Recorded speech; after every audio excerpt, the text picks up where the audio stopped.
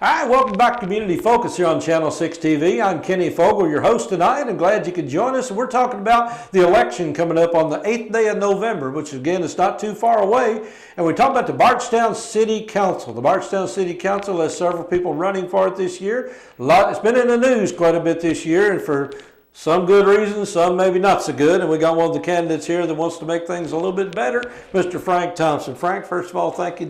Appreciate you being here. Thank you. Thank you for inviting me. Well, before we get into the show a little bit, I want you to ask, I know we've had you on before, but tell us a little bit about Frank Thompson. I know the old CB, I call you. Yeah, I retired. I did 30 years in the Navy, was Command Master Chief of the battalion when I retired.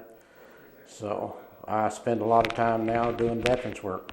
And we just got back from Cuba for an overseas deployment, servicing veterans and servicing people that are in the military down there. Okay, now I guess we will get into some of the issues in a few minutes about the Bardstown City Council, but do you see this experience you had in the military as being beneficial to working for something like the City Council? Yeah, you look at when you're up in the hierarchy of the military, you sit there as a lot of City Council people do. You've got decisions you've got to make. You've got budgets you've got to work on. You've got people you've got to, not handle, but people you've got to take care of.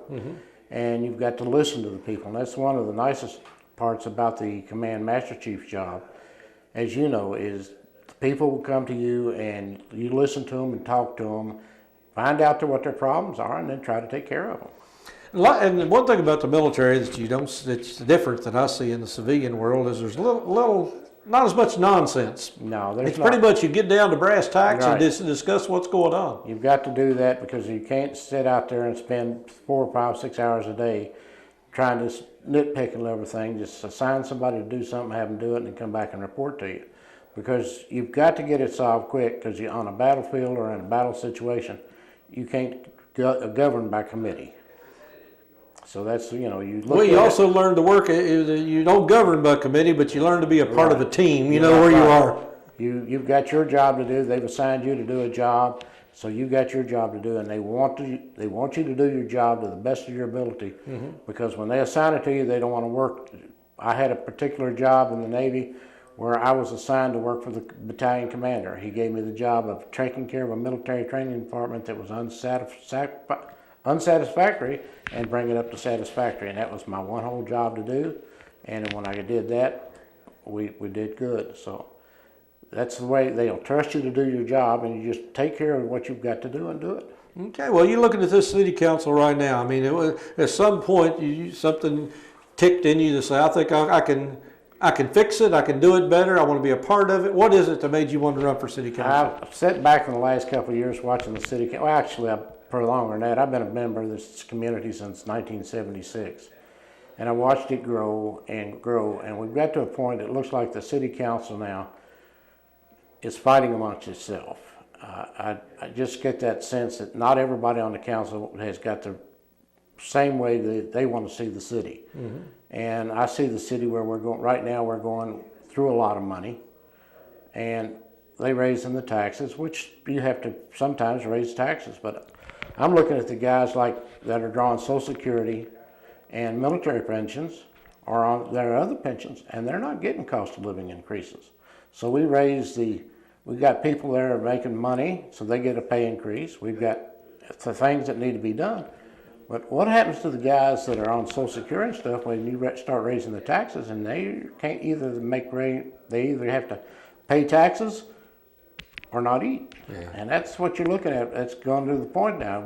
I've talked to a lot of the people that they don't know what they're going to do. If it keeps going so much, they're sitting there, I don't know whether I'm going to eat or not.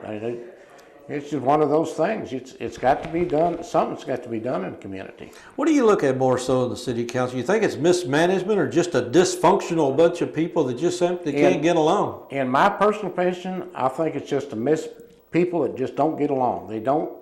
It looks like there's two factions to the City Council, and I don't know why it is, but it really, when you look at the paper or you look at their television, it looks like this group's here and this group's here, and the mayor's trying to do something, and not anybody.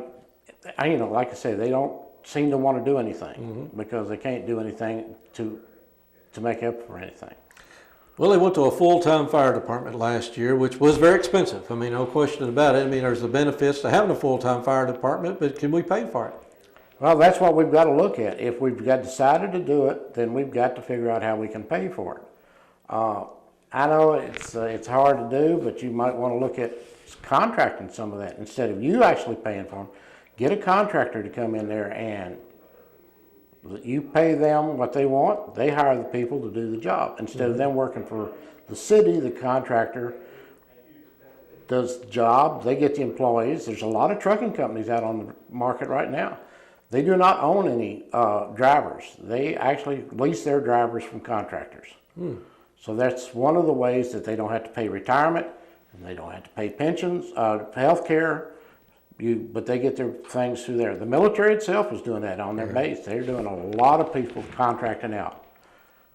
Well, again, you know, the city, for one of the things they've done over the last couple of years is they brought several agreements they had with the county are no longer in existence. Right. I mean, I know some people even go as far as saying we need to have merged government. I don't know where you stand as far as merged services, merged government. What do you think?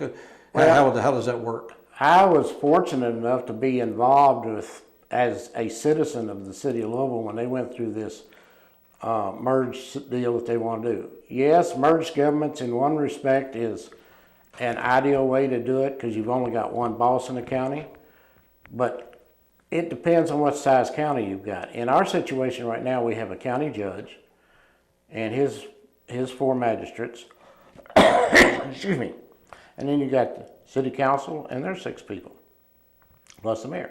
So it's hard to figure out whether we can merge it or right. Down the line, it would probably be better off to merge. And that way you've only got 1 parks department, 1 police department, and 1 fire department, the whole 9 yards. But you know, you've got to look at it and research it. It's not something you just want to jump into. And I think a lot of the stuff we've done in this community, we've jumped into because somebody said it would be nice to do.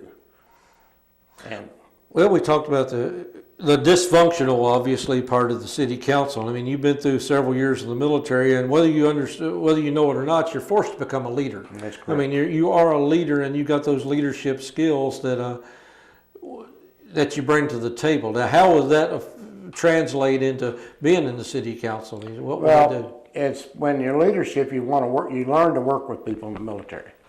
You've got a group of people that sit there. Let's say in a training department, you've got 8 or 10, 15 people you work with to get everything done. Mm-hmm.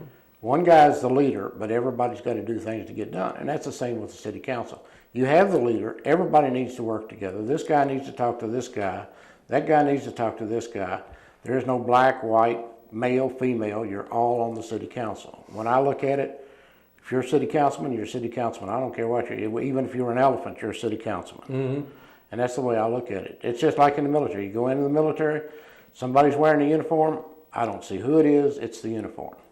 So if somebody approaches you from out in the public and says, you know, we got an issue that I'd really like to look into, do you feel like that's something that you need to really get with, or you need to work with the mayor? How do you feel about it? If it's a situation where somebody wants you to look into something, then I would inform the mayor that, hey, I've got a constituent out here that wants something to look at, and if you don't mind, I'd like to look at it and see what's going on, and then I'll advise you what I find out. And then we'll get back to the constituent. But that's the situation where everybody's informed of what's going on. And somebody out in the county, I had one of my people I was talking to, she says, I don't know what I'm going to do. My son's getting ready to leave the house. He's going out of the house. I'll be there by myself on the street I live on, selling drugs in the middle of the street. And she says, I don't feel safe in there. And I said, and have you reported? She says, yes, I reported it. And nothing seems to be getting done about it. So I said, you've got to look into things like that. Is our police department doing what they need to do, or are they just a show? And right now, as far as the police department, I have no idea what they're doing. They're there. I haven't got dug into what they are going to do. And I know they're trying to make some changes, so I'm going to sit back and take a look at what their changes are going to do. Well, for the last several years, you've been doing a lot of community service. I mean, obviously with the American Legion Post 42, so I know that's something. You've been out in the community seeing the problems. Yeah, that's the one nice thing about doing the volunteer work. I see the people that need the help. Mm-hmm. We're out there doing things, and like I said, I see what's going on in the town. I get people stopping me on the street, and this is even before I decide to run, and come up to me and asking me things because they know that if we start to do something, or if I say we're going to do something, we'll look at it and do it. And we like to raise money for veterans, and we like to take care of the community. There's things we would like to do to the community. There's things we do for the community, and I do, but that's what we're looking for. I'm looking for a community. I came here, like I said, I came here in January of '76. I was drawn down here because of the parachute center. I got tired of driving an hour home and then getting up and going to work and coming back. So it was easier. That drive home could be just an hour to work. So I spent, since '76, I was driving back and forth and spending the weekends out at the parachute center. Well, is there any particular issues that you think is just something that's burning in you as far as you want to look at and get into, or is it more just trying to make government work a little bit better? A little more than make the government work. There's no burning issue that I've got in my mind. There's some things I'm thinking about, but I really need, like I said, the community needs to work together. The city and the county, and especially the city council, they need to work together. We've got some fine people on there, some very excellent people on the city council. But it seems, like I said, using an old, just like an old mule, they just don't gee and haw together. Mm-hmm. And that's what I'm thinking. And let's get in there and try to get it to working. Because you see, we've had a situation here in the last month or so where some of them walked out on the city council. Well, yeah, that's making a move, but that should have never come about. Everything that should have been there should have been taken care of before it was happening. But. Well, Frank, is there anything in particular that you'd like the people to know about you that they don't know about, or you think might make a difference on Election Day to make that one little push for you? Well, one of the things, if you want to look at what I'm about, you can go to my Facebook page, FrankThompson.1 on Facebook, or go to the Franklin Thompson for Bardstown City Council Facebook page, and it has a lot of my thoughts and stuff. I'd like to publish a letter about once a week on there, and if all you got to do is go on, click on it, and see what I'm about. My Facebook page, you can see everything that I've got. I'm there. Fact is, I'm leaving first thing in the morning, go to Florida to work another pistol match. So I'm a busy guy, but I try to take care of things. You don't understand that word retirement, do you? Yeah, I've had to retire from one thing again here in town that kept me too busy to do what I wanted to do free time. But one thing, everybody knows Christy Brinkley. Christy Brinkley was sitting in an interview with Ellen DeGeneres one morning, and don't ask me why I was watching that. But Ellen DeGeneres asked her, "You're looking good, you're 60 years old, you're 61, 62 years old. What is your secret?" And Christy Brinkley says, "When you hit 60, don't slow down." And I said, I live that motto every day. My doctor's about to surprise. She says, "I wish I had the life you live, because you're always gone doing something." You hit 60, hit the accelerator. That's right. Keep going, because something's trying to sneak up behind you. All right. Well, like I said, we got the city council race. I know you're out campaigning quite a bit, meeting people. So it's always and you're probably learning just as much as you can. Learning as much as I can about the city. People come to talk to you, and especially if you're running, they talk to you a little bit more. But yeah, I've got people the senior center is one place that I frequent, because I do work with them, and we take care of, I go up there and meet those people. Mm-hmm. We do some things for them. Hey, it's a bunch of older people that making the community what it was, and they need to be taken care of. And so we go up there and we'll have coffee and a lunch. And the people at the senior center, especially the new director they've got up there, she's doing an outstanding job. Mm-hmm. So I'm enjoying what I'm doing. I'm enjoying traveling. So. And Bardstown means something to you. Bardstown means something to me. Like I said, I became home. Like I told Randy Patrick yesterday, I said the one thing I'd like to see this community do, I said I'd like to see it become the hub for tourism. He says, "Well, we got a lot of tourists." I said, "Randy, you don't understand. We used to have 4 and 5 buses a day coming into town." I said, "Used to be 2 of them at the old stable every day." I said, "During the gas shortage, we had more gas than the law allowed, because we had more people in town during that time. They figured it. So all these other people had gas shortage. We had plenty of gas, but we were the hub. We were the place that people wanted to come to. And of course, the Bourbon Festival draws a lot of people. Even the Arts and Crafts Festival brings a lot of people.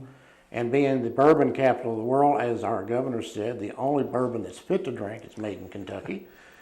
That's, you know, I would like it to, said we're the most beautiful small town in America, and I'd like us to be the greatest small town in America.